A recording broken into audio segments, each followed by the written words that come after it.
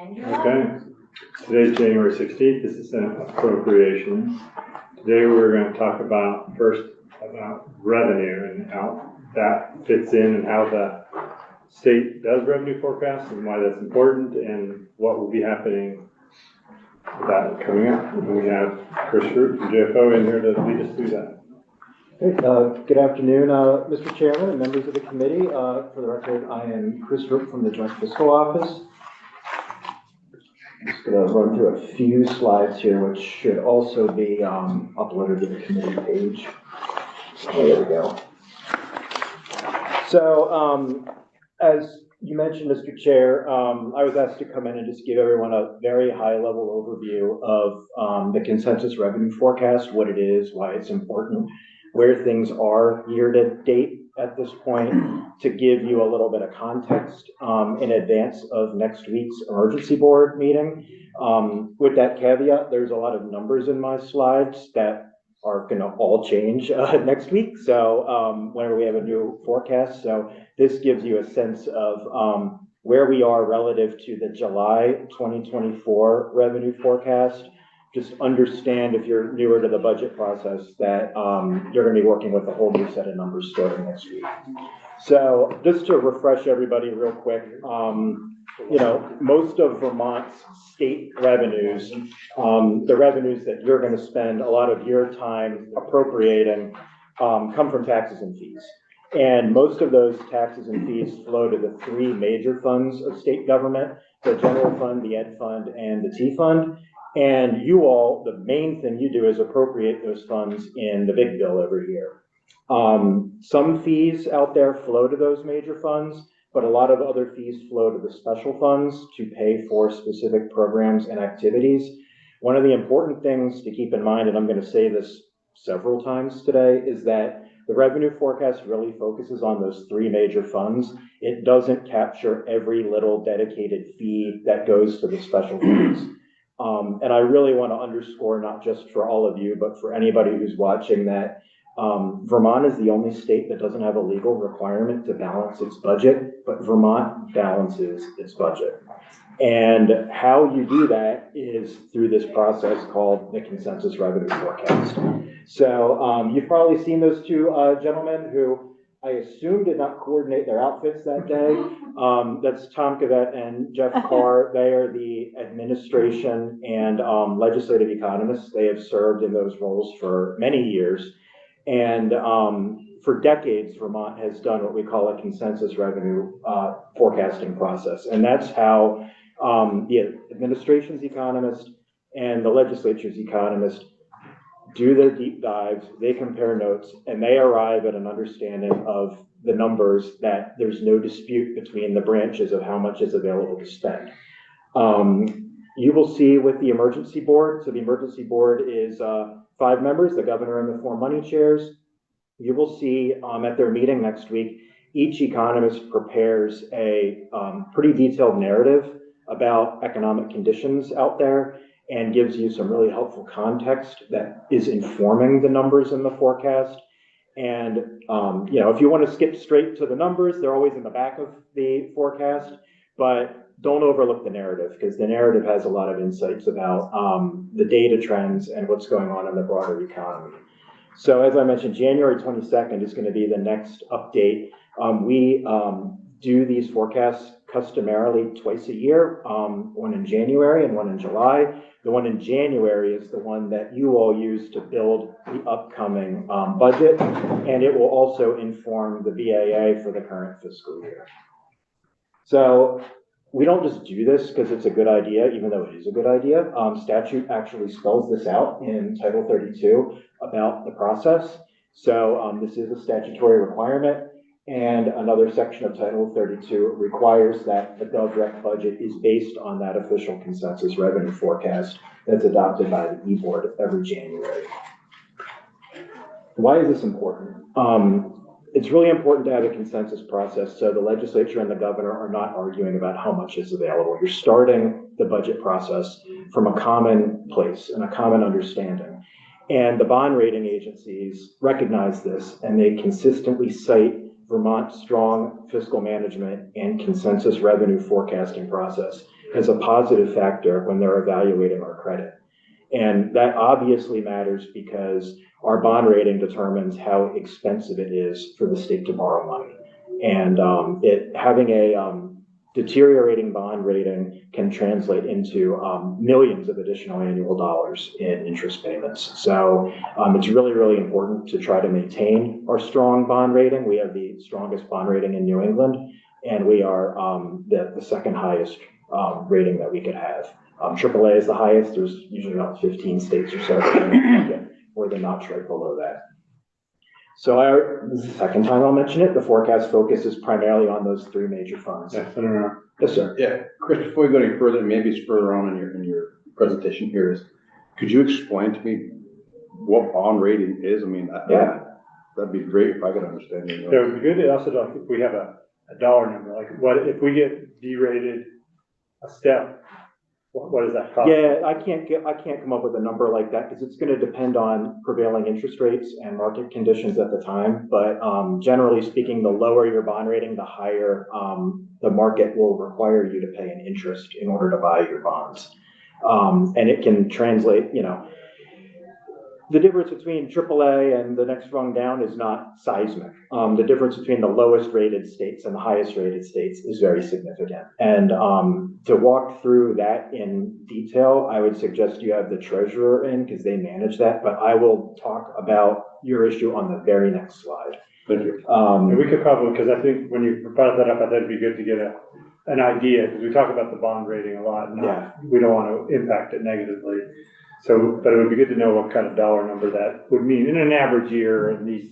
Yeah, the treasurer's office and their financial advisors, Prague, might be able to pull something together like that compares, real interest costs to, between issuers of different ratings, but I don't have that with me today. Yeah. It's just over time, depending on what your debt load is and what the market is demanding in interest rates, that will all factor into just how significant those differences are.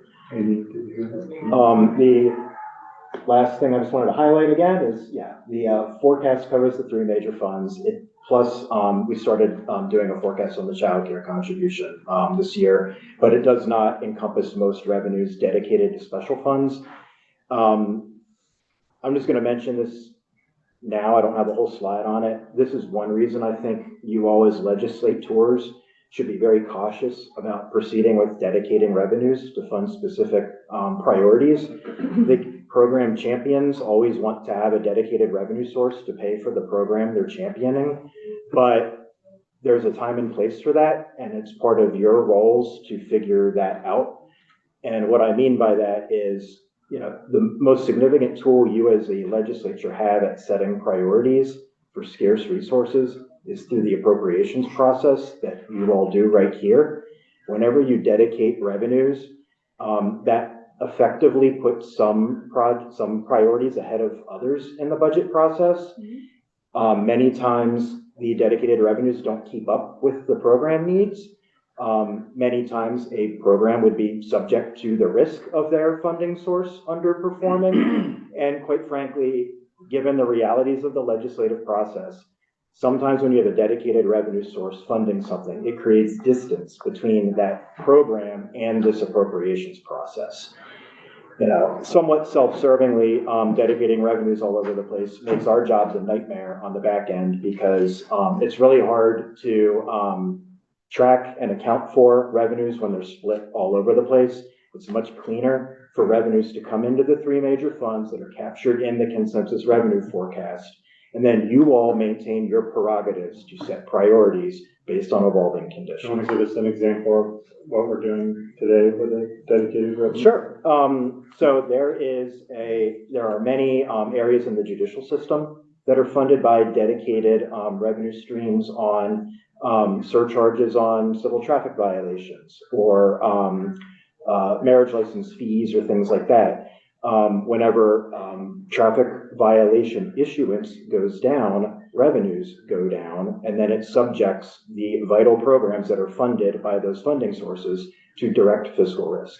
So the legislature has had a lot of conversations about some of the crime victim related special funds and judicial related special funds that are hurting for money because the dedicated revenues that would support them that come through traffic violations go down. That's the example that comes to mind. So, Senator Norris's question, I just clipped out 3 pieces of text here from the 3 most recent credit opinions. And these sections all cite, I pulled these because they specifically cite Vermont's revenue forecasting process as a credit positive. So you can see what the agencies are saying about our process. The links here, I would encourage you, if you really want to do a deep dive into what the agencies are evaluating, take a look at those reports. They're on the Treasurer's website. All 3 agencies look at slightly different metrics in slightly different ways, but some of the things they look at are our fiscal management practices. We get extremely strong remarks on that. They'll look at our demographics, which is weak for Vermont. They'll look at the size of our economy and our growth trajectory, weak for Vermont. They look at the size of our long-term liabilities. So that's your general obligation debt and, more significantly, unfunded retirement liabilities. Not great for Vermont right now. They are citing recent legislative acts like Act 114 as a credit positive that they feel is going to strengthen and chip away at that problem moving forward. Why I say all of that is that there are some factors that are directly in your control in the near term and some that aren't. And it is really important to try to double down on the things that you can control that are working in your favor, because it's really important to maintain a strong credit rating, and it's easy to lose a strong credit rating and hard to build it back. And so I know a whole team at the Treasurer's office focuses on this very carefully, very consistently. I am always mindful when I talk about things like pensions that there's going to be some analyst on Wall Street at one of these rating agencies pulling up the YouTube somewhere. So you'll sometimes hear me speaking about these things as if there's a broader audience than just people sitting in the room. But I think it's really important to be mindful of the rating agencies, because regardless of what your opinions may be about how good or bad the ratings are at truly evaluating credit risk, the fact of the matter is the rating agencies drive interest rates on Wall Street. And when Wall Street cares, we have to care. So the Senator's question before, it's like a credit score for the state. Yeah. If you're familiar with a personal credit score. Yeah. I will say that the last state that I know of to default on their bonds was, did anybody want to guess? California. Arkansas. Anybody want to guess when? Oh, probably in the 90s. Great Depression. Oh, really? Yeah. That long ago? Wow. So there have been plenty of municipal defaults. Municipalities can declare bankruptcy, states cannot. So, it sort of raises the question of, the rating agencies will drive your interest rates and your borrowing costs, but how much is it truly affecting credit, evaluating actual credit risk? So I'm just going to walk through some numbers here real quick. I'll show you some numbers for the 3 major funds, just so you know where we are and where the revenues come from. The general fund, you'll see the overwhelming amount of revenue comes from personal income and corporate income. Most of the meals and rooms tax goes to the general fund also, and a whole lot of smaller taxes. This is the year-to-date performance through December. So we are so far running ahead of forecast cumulatively by around $61 million. Something you'll see what's up and what's down driving that number. Something really important to keep in mind, though, is that April is the most significant month for the general fund because it's so reliant on income taxes. So if any of you are wondering why the budget often has this contingent appropriation construct in it, it's because we don't have a super clear sense of how the general fund is likely to land till the very, very end of the budget process. So my colleague Pat Titterton, sitting over there, tracks these revenues on a daily basis in the early weeks of May, so we can see whether we are likely to slide off track or not, and to try to get an estimate of if there's going to be overperformance, what's the ballpark for where that overperformance might be. Chris, can you remind me what healthcare revenue? That's the provider tax. I think cigarette taxes are lumped in there. My colleague Nolan Langweil can give the whole rundown for those, but a lot of those, they come into the general fund and they fund our global commitment fund. So they're reinvested in Medicaid and used to leverage federal funding. Let's move over to the transportation fund, which I've been accused of favoring over the other two major funds among some people in the building. The T fund is much smaller than the general fund. It's just over 300 million. DMV fees are now the largest source of revenue into that fund after the recent inflationary adjustment enacted by the legislature. The other growing, and something important to keep in mind with transportation is a lot of this is driven by demographics and it's driven by things like fuel consumption. So DMV fees get reset by the legislature, but the only real organic growth in that is if you have more people registering cars and driving cars and things of that nature. A lot of that growth is really within the control of the legislature. Purchase and use tax has been growing like gangbusters since the pandemic. It has been like the one area where there has been organic growth in the revenue base. The price of new and used vehicles has gone up quite a bit in recent years, and so has purchasing activity. And that is driving that number. Which is also the most volatile when you have the downturn. Absolutely. And the T fund gets 2/3 of that. The Ed fund gets 1/3 of that tax. Gas tax and assessment brings in 71 million. That is declining over time. We peaked in our gas tax revenue base around 2005, and we've been on a slow, steady trajectory downward since then. Most of that has actually been due to the enhanced fuel economy of conventionally powered vehicles. Only in recent years have EV adoption been a little more of a contributing factor, but this decline was well underway long before EVs had any significant market share. Diesel is relatively stable. It's driven by economic cycles more than anything, but we don't see a lot of fluctuation in that number. And then other revenue is just this giant hodgepodge of really small things. The jet fuel sales tax goes in there. Traffic violations, if you get pulled over speeding on the interstate, go in there. There's a whole list of things if you really want to dig down. But it's a fairly balanced in terms of the revenue sources. Among the 5 major sources, we're not overly reliant on any one of them. Chris, does the jet fuel have a federal and state component like? Nah, no, the jet fuel is such an obscure thing. Yeah. The jet fuel is actually subject to the sales tax, not the regular taxes we impose on gasoline. And there are federal rules that require that revenue to be used for aviation purposes. Chris, is the new surcharge on EVs registrations going to be in the other revenue category when it's either going to be in DMV or other revenue.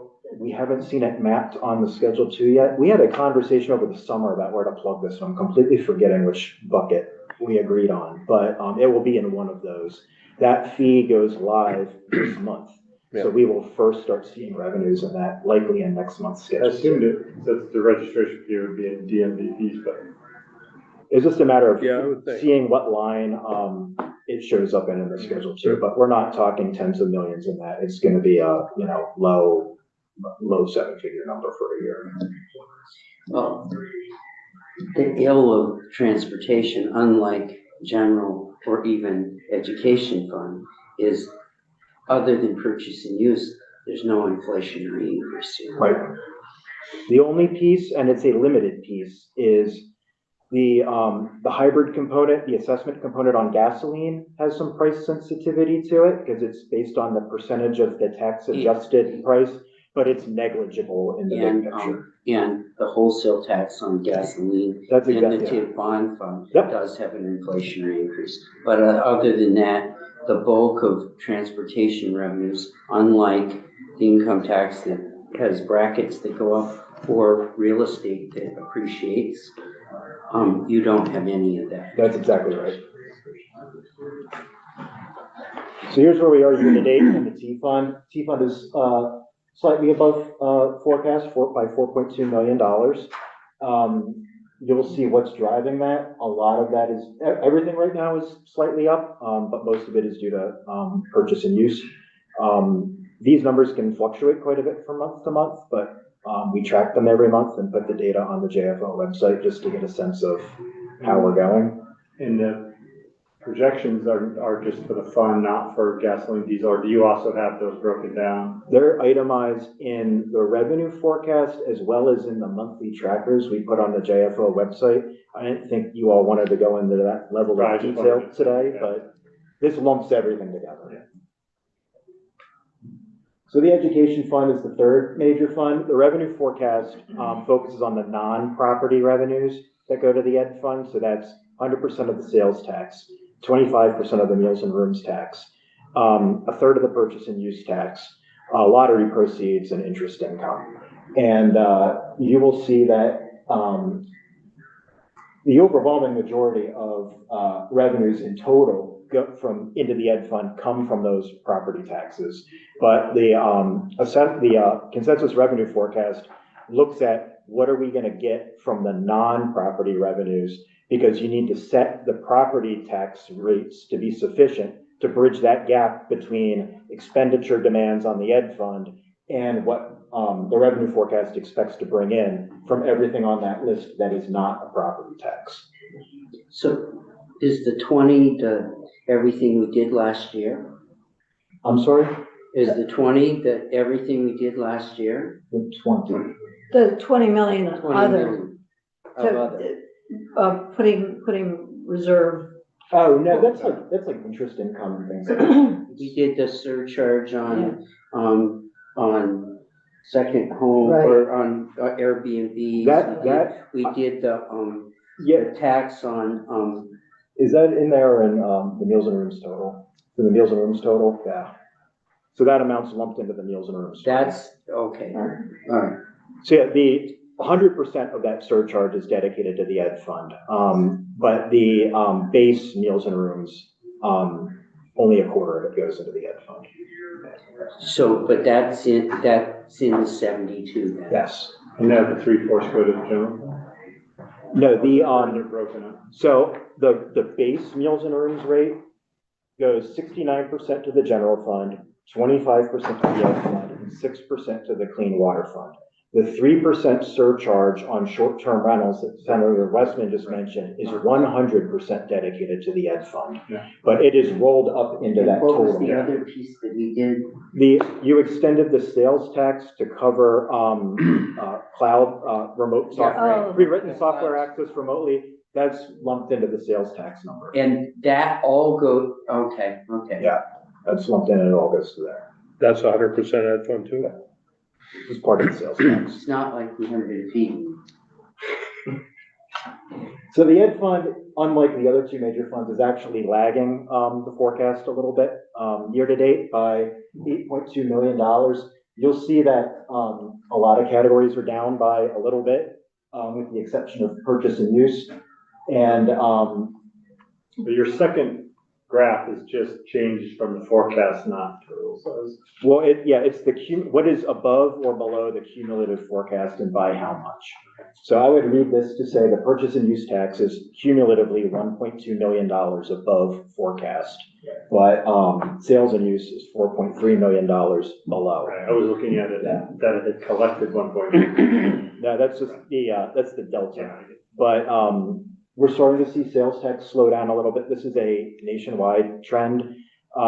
We have not seen revenues plummet off a cliff the way some states are fearing things will go, but things are slowing down. Things are leveling off and underperforming slightly. So no, So I see where you have a bar for lottery there. Does Yeah. that include the most recent gambling? What? Sports betting, sports wagering, betting. it does not. So sports wagering revenue flows through a special fund that then gets direct to the general fund.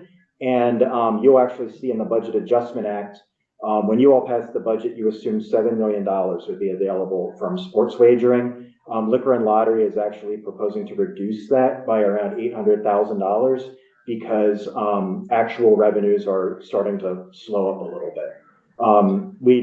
barely have a year of experience here, so it's a brand new program, and I think the market is starting to stabilize. So nationally, the drop off in the sales tax does that indicate anything in the economy that people are talking about? People are starting to pull back a little bit on the purchase of durable goods. How long has it been since the last recession?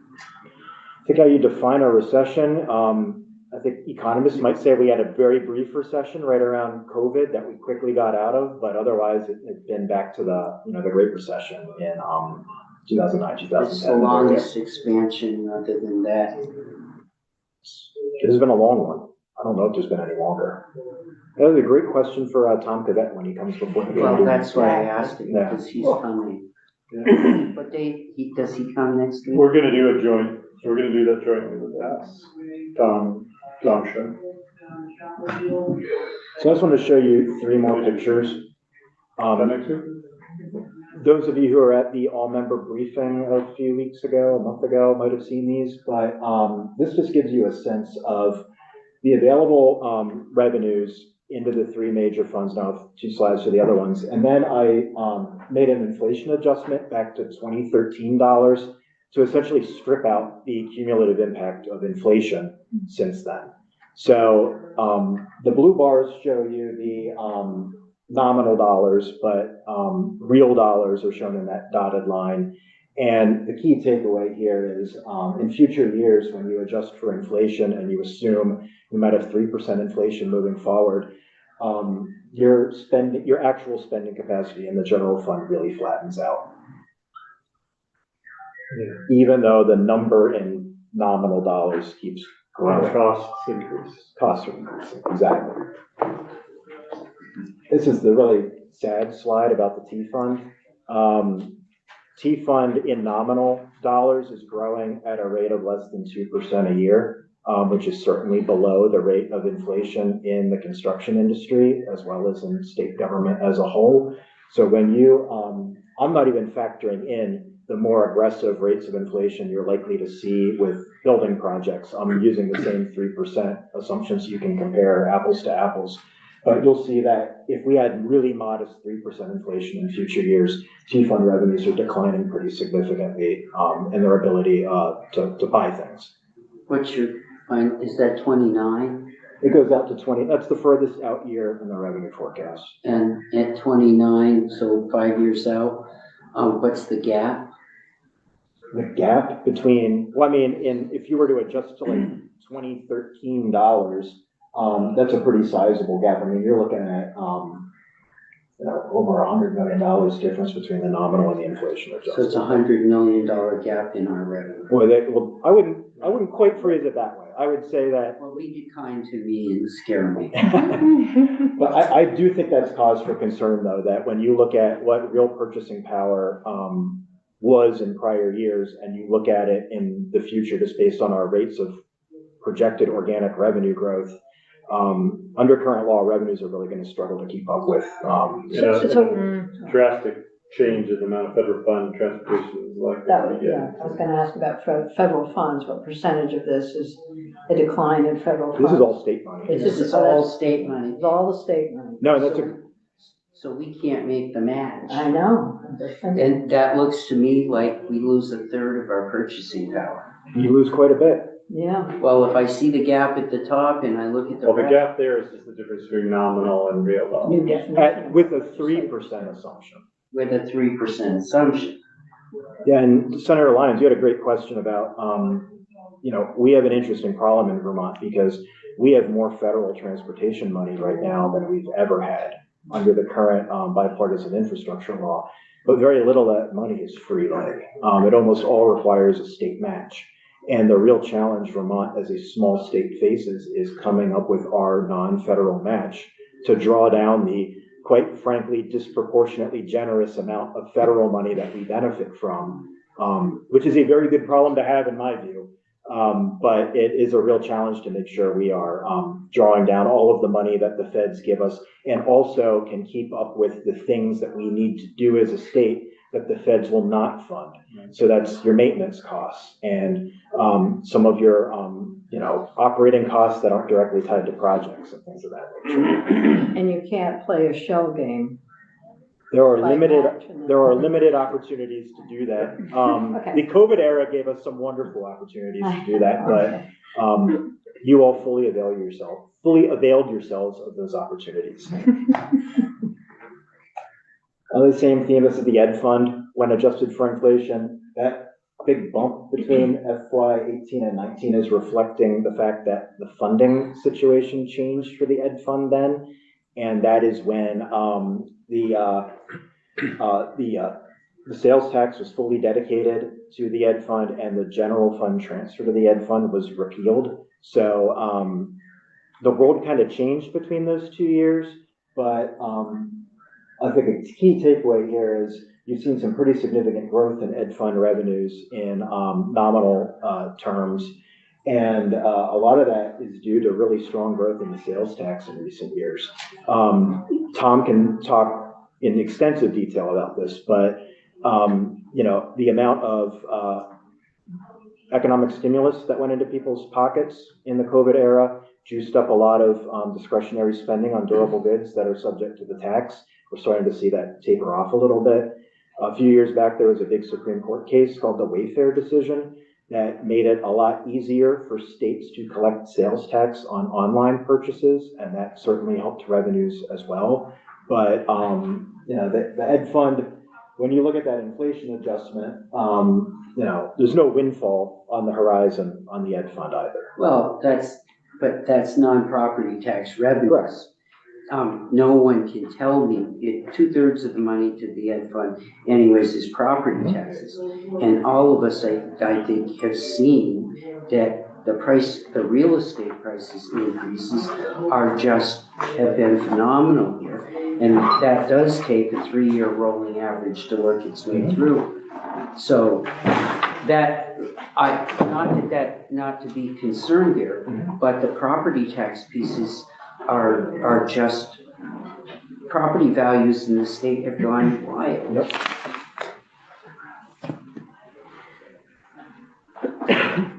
So the last 3 slides, I'm not going to walk through in great detail.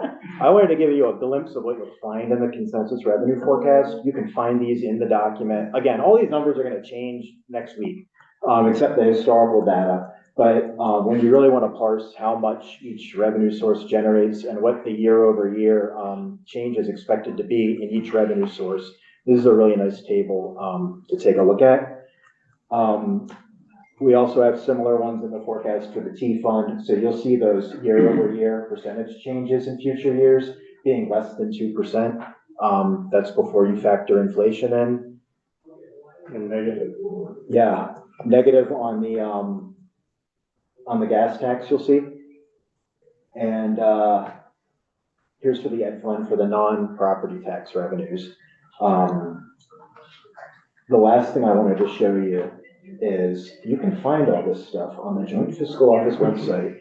And this is already outdated because I think the graphic on the left was just updated today. But if you go to the main page, you'll see links right at the top there where you can track the cumulative revenue performance of the 3 major funds.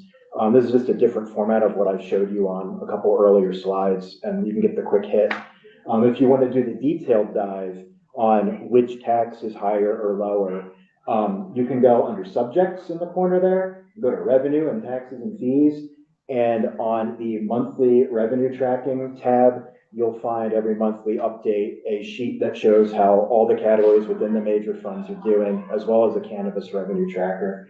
And you can read the full narratives of the consensus forecast from there as well. So the states that don't do the consensus revenue structure, do they have fights between the legislative branch and the executive on just what the revenues are? And then that part of the whole legislative process, when they come to a balanced budget, is...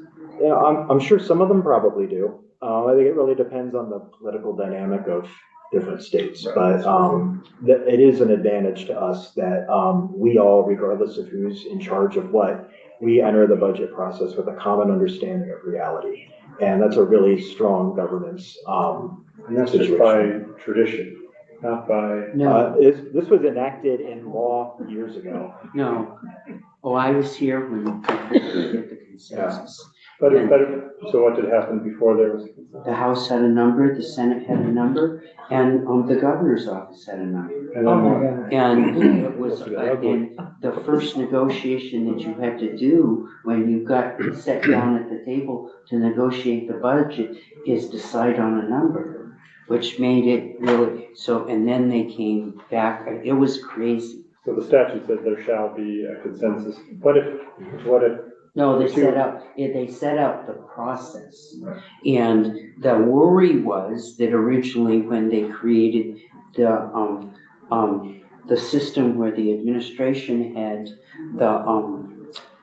their economic forecaster and the legislature had yours, that there wouldn't be agreement between them. But we've had every year practically since they came through, there's been agreement between the two. They could disagree. But they could potentially disagree, and then there would be a fight, and the emergency board would decide. They would have to pick between the two or split it or something. Average them together, who knows?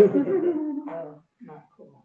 Okay, any other questions about revenue forecast and how we use that? And what they are? Good, thank you, Chris. Thank you all. And then we will have this new forecast next week.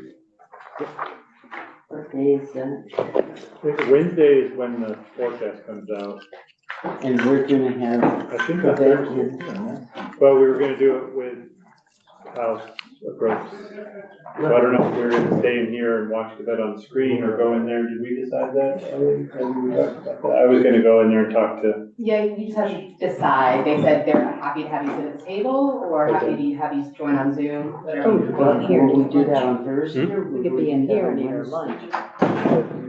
Is that what time it is? We usually do it on Yeah. the day, Board's on Tuesday. emergency board meets in the morning and.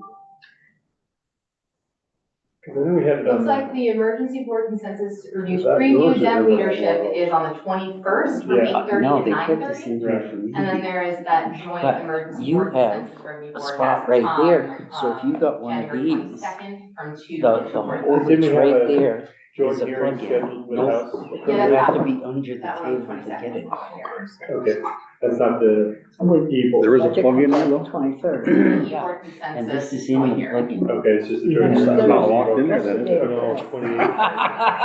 Is it? No, Okay. when We're still we- live, when we- so we'll have Nolan. I'll go. ask, Yeah, let's I'll go ask for the surgeon. Does the budget come out next week or the 23rd? 28. Oh, it's the Okay, 28th? okay. Ah, I didn't. Ashley in the waiting room? I thought it was. Ashley's already in. Oh, she isn't. Yeah, she's in. Wait, the 28th is what day? I don't know. Tuesday. Yeah, but the governor's speech is the 23rd. 28. That's why the budget comes Oh, out. I am really messed up. My whole schedule is wrong. So is it when, because I'd like to invite a friend over to, Yeah, it's watch. Wednesday. It's I Wednesday. keep telling So, you, no, but I mean, I keep telling I the mean, committee the budget here, comes out in next week. committee, Wait a I'd like minute. him to be here. And they say it must be that way because Jenny's pretty sharp. Yeah. Quebec, we're gonna do a joint hearing with House approach when Quebec speaks, he's gonna speak to both.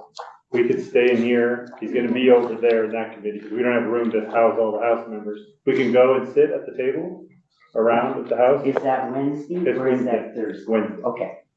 That's, What would you rather do, go in that room or stay here and watch on the screen? I think it's easier to, see him in person. Yeah, Yeah. if they have room around the table, I thought we'd go there. It's Because easier to I ask miss my questions. old friends, so. All right, yeah. Oh, Nobody. So if they have room for us over Which there. committee I are think you they said that we could. That's in? right. Both committees. Okay, Yeah. okay, so now we're gonna change gears a little bit, talk about all of our Medicare and Medicaid and all that stuff with our friend Nolan. So we'll let you introduce the doc, and we have somebody from the administration as well. Yep. Great. For the record, Noel Langwell, the Joint Fiscal Office.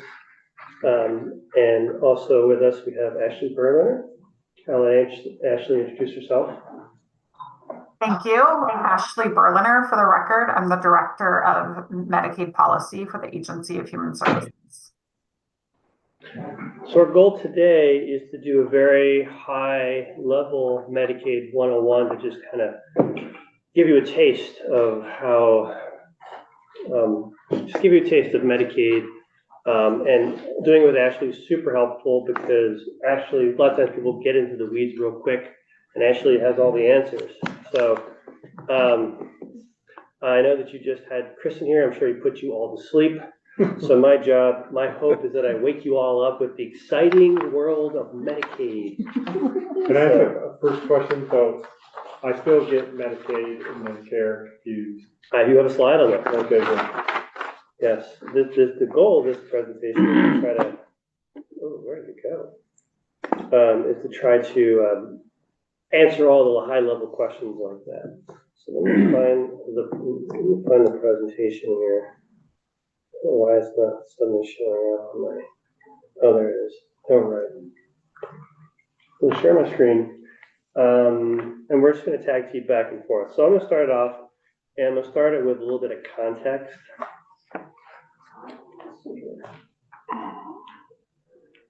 First off, you're going to notice that a lot of the numbers are a little outdated. And I apologize for that. It has more to do with the fact that a lot of the sources that I use for these presentations haven't been updated. One is the Vermont Household Health Insurance Survey. That's actually in the budget adjustment to be funded and will be done this year.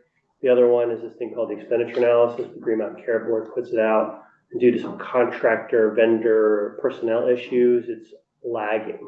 But I think they're working on that and hope to remedy that. But you'll see, throughout the presentation, I'll be like, I wish I had that number because this would be very helpful. Nonetheless, the points and some of the percentages tend to be about the same. So we're going to start off with some context, then we'll get into what is Medicaid, we'll get into Medicaid finance, and then finally we'll end with global commitment. So this is sort of like the landscape of our health insurance, of where people get their primary source of coverage. We're going to be talking today about Medicaid. About 24% of Vermonters have coverage through Medicaid. This number is from 2021. I don't really think that number has really changed a whole lot. It's probably within 1 or 2% of that. I like this slide too. This is also a little outdated, but the underlying point is still the same.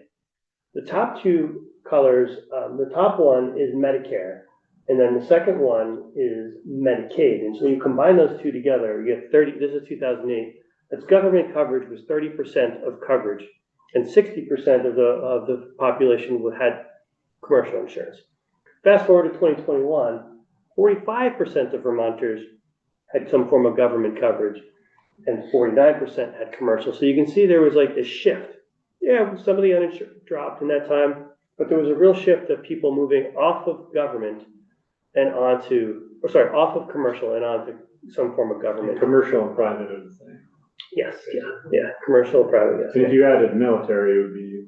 Military is up there in, they're that little 3%. But it would be even higher than 45%. Yeah, well, they're that little 3%, like there's white and then there's gray. Why don't you include them in government coverage? Because that is sort of like this private coverage through the government. It's like employer-based, but through the government, right? So when I say government coverage, I'm really saying Medicare, Medicaid, not subsidized. And I'll get into the weeds of that, the difference. Medicare or Medicaid as their primary source. And government, maybe it's a bad word, but that's the way I was just trying to lump them together for a purpose. Other form of government that people would think about would be state employees. State employees actually fall under commercial in terms of the bucket for this particular insurance. So what is Medicaid? We're going to start with Senator Purchett's question, the difference between Medicaid and Medicare. Well, the first thing I always point out is Medicare is federal only. We have zero jurisdiction over that. There's nothing we can do to affect the Medicare budget. Medicaid is a state-federal partnership, and we do impact that. We do regulate, we make some decisions around it, and we fund it in partnership with the federal government under our waiver of global commitment agreement, which we'll get to later on. So one thing that some of the committees have said, and by the way, I conflate them all the time. I'll be like, Medicare, I mean Medicaid. Like, it happens, right? They're so close. it's just the difference of an E and an I, right? And so I've heard some people use these mnemonic devices where they're just like, Medicare has an E. E stands for elderly. Like people have these little devices that they use, but they are very different. People conflate them all the time. It's okay. I do it, but I correct myself. So Medicaid is a state federal program, primarily for low income, children and adults and 65 older or blind and disabled. Where Medicare is pure federal, there's no income eligibility. It's everybody, but you have to be 65 or older, have any age with an end stage renal disease. I'm not quite sure the history of that particular carve out, but it is a very expensive disease. And then, or we have some folks who are under 65 with certain disabilities. So you might see there's some kids in there. They have certain disabilities they can actually cover under Medicare. So that's the major difference. The big way to remember it though is Medicaid, us, Medicare, not us. We don't control, we don't have anything to say over in terms of the state. I'm going to pass it to Ashley to talk about Medicaid.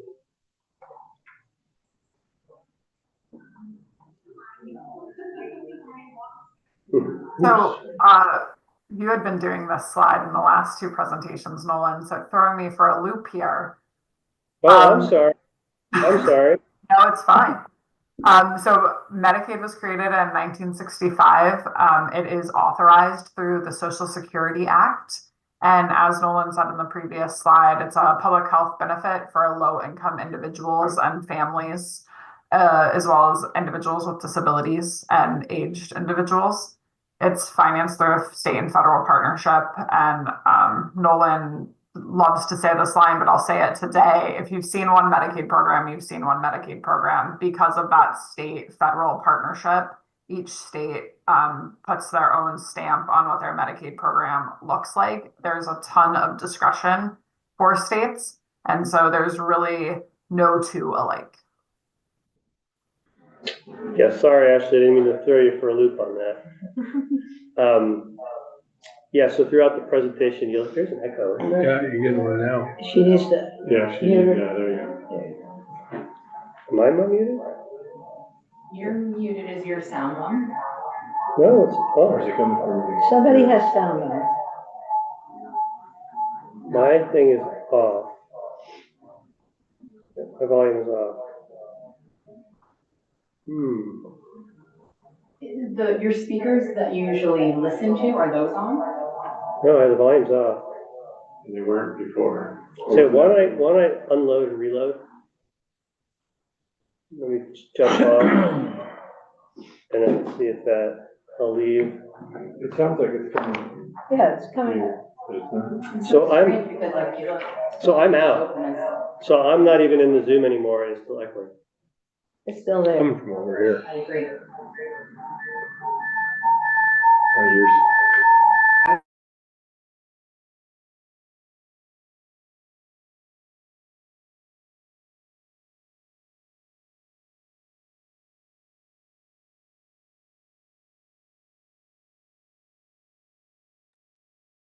Now I can't hear anything, so I don't know if that's what's happening. My audio just quit.